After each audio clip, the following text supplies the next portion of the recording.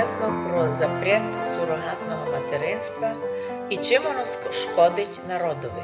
У 20-му і вже 21-му віці медицина предложила суррогатное материнство. Это новое, древних его не знали. Среди православных превалирует думка нежелательности і недоказаності доброти сурогатного материнства, і часто звучить про нього запрет.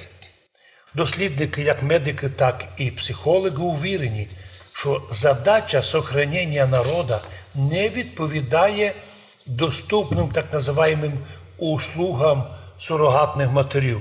Це вірний путь на те, щоб народ взагалі пропав. Сурогатне материнство стало неким бізнесом для того, щоб позорно родити дітей для іностранців. Причому, як показала практика, многі з них із темною біографією, котрі сознательно діточок купували, потім були різні зловживання.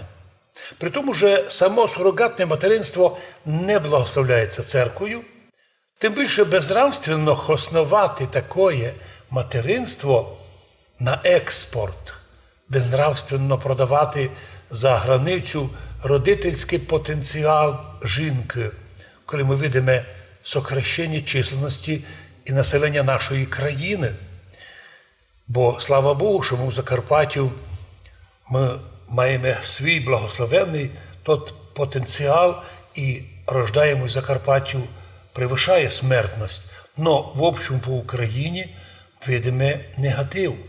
Вот почему завжди молимося Богу і желаємо, щоб наші жінки народжували природним способом, а сурогатним материнством наші деякі пробували, але деколи указувало від Бога, що то не йде, не получалося. І навіть після першого случаю жінки більше, церковні жінки такое не робили. А це означає, що треба молити Богу, щоб наш здоровий потенціал наших жінок, аж родять діти, та щоб туй вони оставалися. Тому що велика ганьба при живих матерях і батьках – діти є у дітдомах.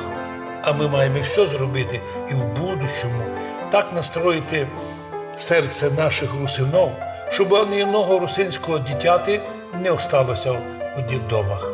Тим більше, якщо б ще держава могла фінансувати такі дитячі дома.